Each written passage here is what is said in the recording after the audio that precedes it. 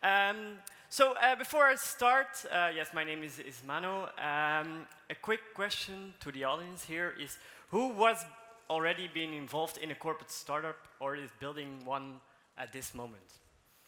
Okay, not that many people, which is perfect, because today I will talk about my experience doing so.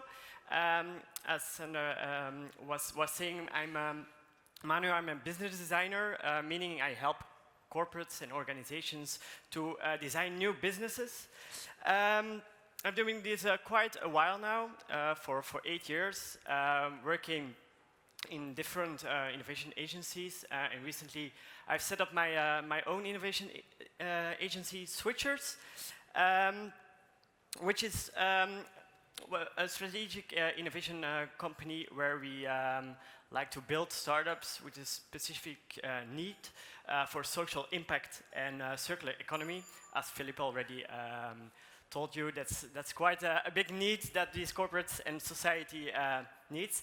And when I talked about it's not CSR, we're really on the intersection of business design and sustainability, where the circular economy is quite big at this moment. But today, I like to talk to you with, about the different corporate startups I've built in the past. It's 10 at this moment, and they're all in different kind of industries. Some are B2B, some are B2C. I will go into details for some of them, others I can't tell the magic sauce behind it. They're still corporate startups. But maybe interesting is that I've built them not only on myself, but with this corporate, with people inside the company. The first one is Telenet, quite a big client of me, and also Afonso will tell you a little bit about it. So here's a telco in Belgium, part of the Liberty Global group, so a daughter company of Virgin Media, for example. Then we have BNP or Hello Bank, which is a bank in global bank. SAPI, which was one of my first clients, is a global paper producing company with headquarters in South Africa, but I worked for the Euro division. We have an energy supplier, and Carta Mundi, which is a Belgian company making playing cards. So that's basically what all these companies are. And before I start corporate startups, people think, oh yeah, let's just do the startup thing and just in the corporate boxes. But you really have to understand that a corporate startup is not a real startup. And to give you an example where this fits in is this corporate startup has, of course, often they need to bring in revenue, but they have another thing to do is then they have the purpose to move that big ship and to explore new territories. And it can be in different versions, and incubators, accelerators. If you talk about corporate venture, which is bigger, it can be also to M&A. But in this presentation, I would like to focus on corporate venture building, so corporate startups itself. And as I said, revenue is being seen as the most important task of corporate startups to bring in home, to bring back to the mothership. But if you see to other reasons what these corporate startups can bring home, it can be really diverse. It can be bringing new techniques, new methodologies, new partnerships. It can bring in new atmosphere. So really keep that in mind. And to give you an example, I would like to go really back to the first time in my career where I had the opportunity to build out a corporate startup. So that's in 2013. And you have to really understand it was that time that the lean startup thinking was getting foots on the ground, so a new build, measure, learn methodology in startup world was being there, and was working at Board of Innovation, and we had the tagline of making corporates to innovate like startups. So we're thinking, so how can we apply these learnings into a corporate context? And so, yeah, we started the first corporate incubator at a certain company. where we did a whole innovation theater, post-its, thinking of new concepts, what can we do, bringing in revenue, what can this be? So we were looking into trends, and at that moment, the trend of Runkeeper and Fitbit was really coming up. People were gathering data and thinking about their health. So one of the first startups I worked on was AdApp. Maybe some people heard about it. If not, no problem. AdApp, what it was, I can also say it was an app to give you personal insights through all the data that you were gathering through Runkeeper, to all these tracking apps. We merged it together and we gave people personal advice, finding correlations, what could be go better. So that was our corporate startup. We pitched it. And the management liked it. And of course, if you want to do this, you have to do it properly. So not myself, but person of the team. Went to San Francisco, because that was really hip to be, at that time, to be as a startup. We needed to get also extra money, not only from the corporates. So they got some seed funding through a digital launchpad. And yeah, 2 years later, that company died. Like every startup, 8% failure rate, so not a problem.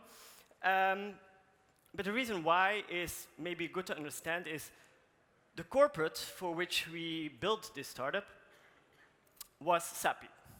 So SAPI at that time, as I said, the paper company, finding for new revenue streams, because of course, there was a really big decline in companies needed for paper. And we had one mission, is to finding new revenues and asking again to corporate management, so are there any boundaries of what we can do? No, go outside, explore the world, bring in new revenues. And so that's why we created AdApp. And people know maybe the Ansoff matrix or the innovation matrix.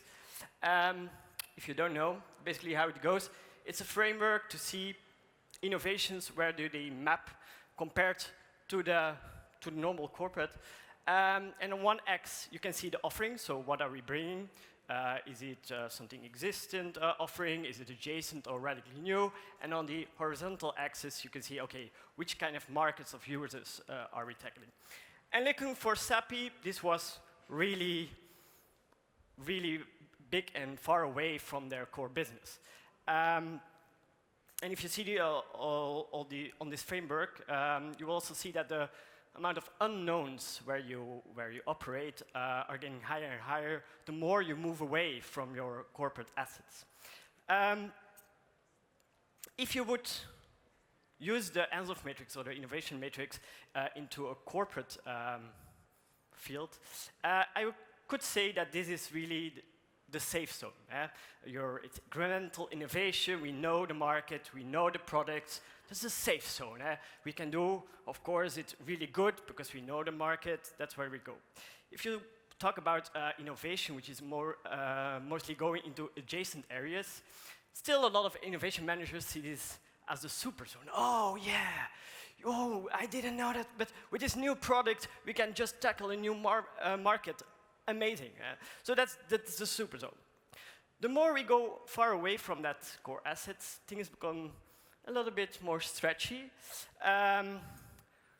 scary, and suicidal can also be one case. And talking about corporate startups, they're a special kind of innovation. It's a separate team. It's mostly set away from the corporate processes. And it's not made for every innovation. If you talk about incremental innovation, I think personally the corporate has machinery and to do that properly, maybe in a more lean way, but you don't have to put these people separate out of the building. When we talk about corporate startups, the middle zone, going in the stretch zone, is something interesting to look at, and that's what I want to talk a little bit more about. So going back to AddUp and the learnings from there is, talking about corporate startups, you have a unique asset to use, which is the corporate. Compared to a normal startup who lack funding, who lack knowledge, this is something you can really use personally. As you say, okay, Microsoft, I don't work for Microsoft, but Microsoft works for me. This fits really well. And really, really understands, okay, if I'm building a startup, is what can this corporate bring to me, to my project, to create more impact, but because in the end, that's a little bit where everything goes to. So, back to AddUp, learning that at that time, AddUp, which was really a separate startup, didn't use any of the corporate assets, and maybe that's one of the reasons why it failed, but there will be, of course, several other reasons. But in that same incubator, we also came up with another project. The incubator had, I think, 5 different startups. 2 of them got into a next phase. And the other one was a little bit more close to the business, I would call. It was a working title, Play, a little bit more to the corporate assets. And at that time, and we're talking about 2013, we had the idea of SAPI, a paper-producing company, to come with an alternative for plastic wrappings as a replacement for these snack bars with a bio-based barrier. So paper, bio-based barrier, and let's bring it to the market. Separate team, they got 3 months to get first interviews with customers, and it died afterwards. Okay. My biggest learning then is, we were talking 2013, really poor market traction. We're talking about here a B2B corporate startup. Really, really different if you compare it to B2C startups, because they work for a limited market, meaning B2Bs. And at that time, no company was interested in our bio-based alternative. It was not cheap enough. They didn't see any advantages. So the management decided at that point, no market traction, let's kill it, and so the project was ended. And again, for B2B startups, please remember that market timing is everything. Today, because we live in a world where I can reach any person on the other side of the planet, on B2C, you can find really easily customers through LinkedIn and Facebook ads or whatever. But for B2B startups, that's different. And so keep that in mind when doing B2B stuff, because that's, I don't know the numbers by heart, but B2B startups is still quite a big part of the startup scene. So, okay, that were my first failed projects. Nothing hit the market, but I was working for more clients, and the next one was Eneco. So Eneco, an energy provider in Belgium. They provide more green energy. And again, we had a task there to find new revenue streams to become a differentiator in the market, and so we launched Slim. Sorry, going back.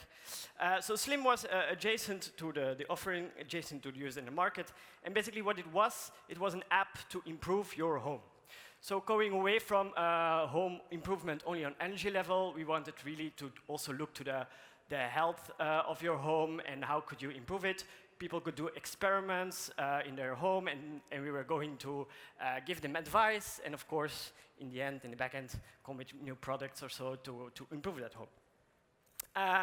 So we went out, pitched the idea, so got some market traction, and went to the management, and there it stopped.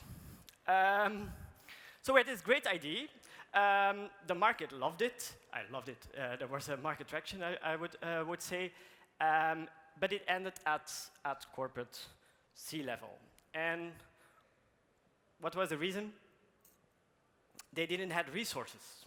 So they put on this whole incubator scene where they would say, okay, 3 startups would be there, but they forgot, of course, that it doesn't stop there. Ideas don't stop just at investor pitch. You need to continue over there. And they forgot they didn't have people inside who would do the project. They also forgot that building an app would take more money than 50K. So the process stopped there. The result also was that the person who was working with me on that project got a little bit frustrated and left the company because we awoken his entrepreneurial spirit. He couldn't do it at the company, and so, well, this project was a loss. Also, the company lost the marketing manager at that time, which was quite a pity. So I also left that project and got into contact with Carta Mundi. So again, Carta Mundi, a playing card company in Belgium. They make the cards of Pokemon and Magic the Gathering. That's what they print. So basically, they are a big printing company. And they're at the chance, or a really interesting challenge, and I'm going some slides. We'll show you some slides of the pitch I made there, because for this project I can. And so I made this new big machine of 2 million euros, I think, that could make playing cards just one set. So it was a digital printing machine. They had a lot of innovation put into it, I think 5 years. Now they had this machine of 2 million euros. It could make these card sets as one piece, one unique piece, but they had no idea of what to do with it. So it was really technical innovation, and then now it had to be brought to the market. Okay, we see that happen a lot, where companies focus on technical innovation, but not understanding the context of where this should be put in. And so we came up with MyC cards. And MyC cards, again, in that timing, 2013-14, Amazon was getting up, and Amazon was disrupting the market with what we call the long tail, so focus on large numbers of books in the Amazon case, and sell it to a lot of people. And so we were thinking, okay, how can we apply this principle from Amazon to the playing card industry? At that time, Kickstarter was also getting up, and we found that on Kickstarter, a lot of projects were there happening, where people were inventing playing cards, graphical projects, put them online, but a lot of them didn't get funding. So what did I do? I messaged all of these people having these projects on Kickstarter and asked them, okay, what are your problems, your needs? I love your playing card idea. How can we help? And we got some really interesting feedback, is that a lot of them had problems getting to their 100% fundraising goal, because all of these printing agencies have minimum orders. Let's say, oh, we only print starting from 1,000 or 5,000 pieces, which was for them a huge cost. And you can have a really great idea, but in the end, marketing and bring it on the market is quite difficult. So that's why at Carta Mundi we invented MyC Card, which was an online platform where card designers and gamers could connect, and where we would co-develop, sell, and buy unique card decks. It didn't exist at that moment yet, so put on a website online, try to get feedback, and again, a lot of interest from our potential customers. We made an investment pitch where we asked not that much. 2 dedicated people of the company, 5K to make a prototype, We wanted to go to on-demand printing for playing cards, and with the sole purpose of reaching out to more card designers to really understand the needs. And with the goal of getting more market traction in 1 quarter. We made prototypes, how it would look like. There was a full process in place. Management said, go. Here is money, here is people. But we have one condition. You can come from us and work on the payroll. Now, as a little bit an entrepreneur myself, that was out of my comfort zone. So we stopped the project. It didn't went through. Nobody took it internal in the company, and it got forgotten. Talking about corporate startups and even corporate startups, it's about entrepreneurship and involving people in these kind of projects. I'm saying here we're often not interested in direct return. I would say not only in direct return.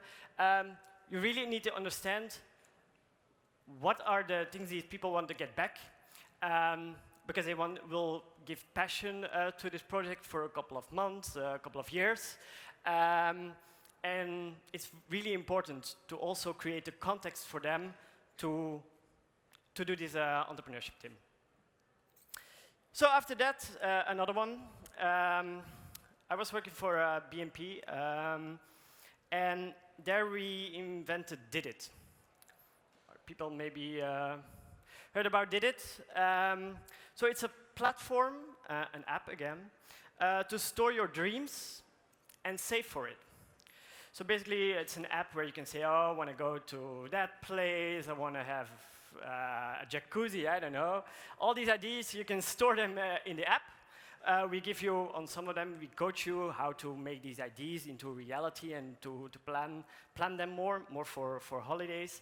And of course, it's related to a bank, to save for it. So on top of that, we have saving goals linked to your bank account. So that's a little bit what Did It is doing. This is in Dutch, but so it's your bucket list. And if you see closely, it's not by BNP Paribas Fortis. It's by Let's Did It NV. So it's a separate entity. It was really important for the bank to put this aside because we thought if we put it as a separate company, that will make things more easy. Separate team, separate company, we don't have to go to all the procurement stuff.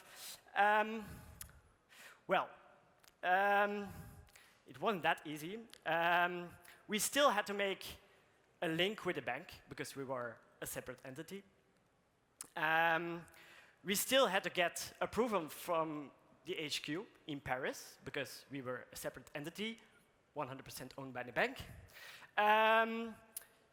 As a separate entity, yeah, are we going to hire ICT people who do the coding? No, we're still a bank.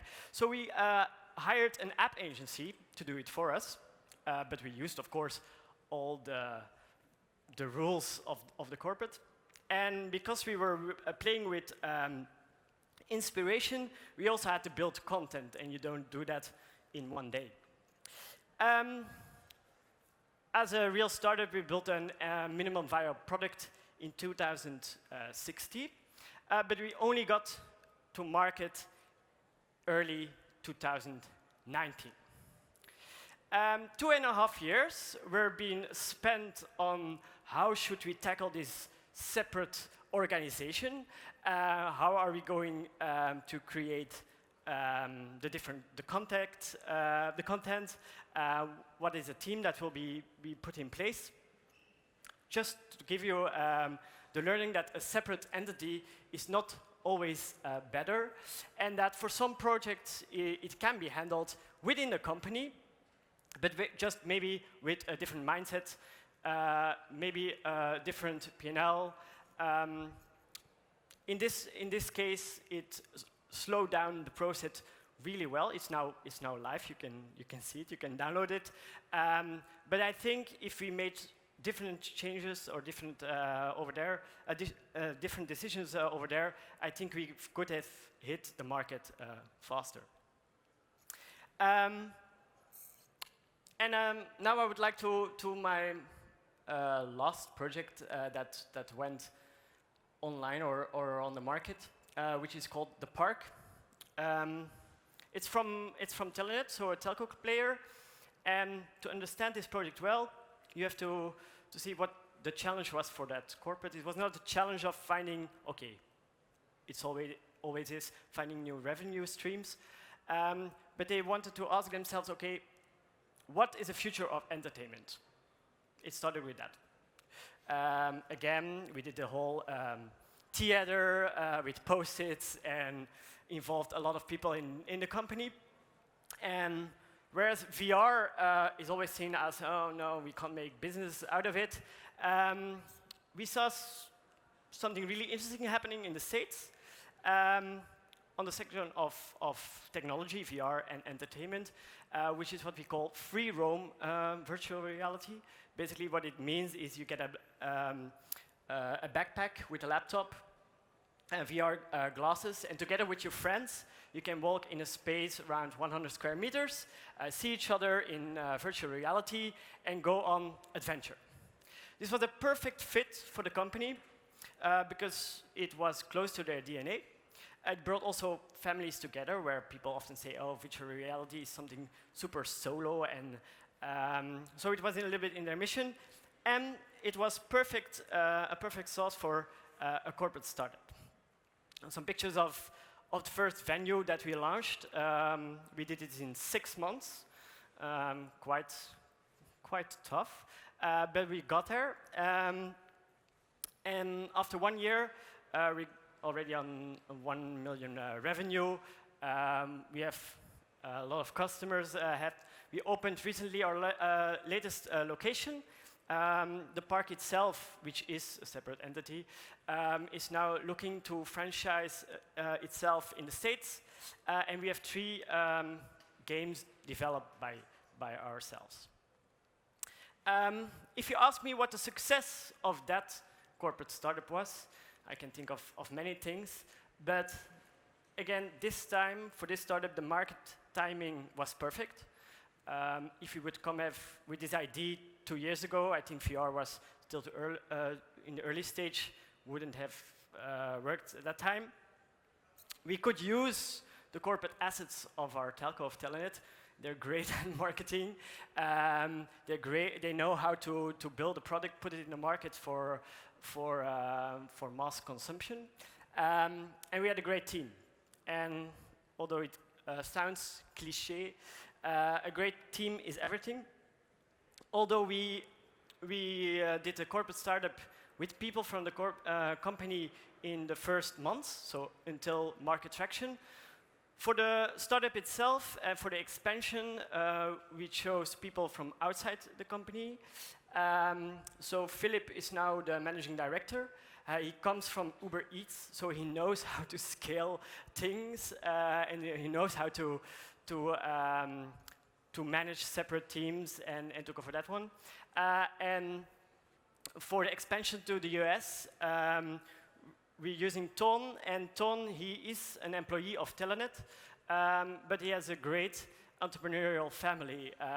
Torfs is one of the bigger shoe retailers in Belgium. And he has a great network, which is very useful for us for the expansion. As a learning, I think, in corporate startups, really try to see where people fit. And often, the more you go to the market, and we're now talking a lot for B2C startups, the more likely you will need to hire people from outer corporate, because it's a different game. You also want to have the new tactics of how to enter markets. But for sure, in the beginning, it can be done inside. And to close, as a learning, I would also say with patience comes success, so it can take a while. Talking about AdApp, so this is a LinkedIn screenshot from the CEO of AdApp. So it stopped in 2016.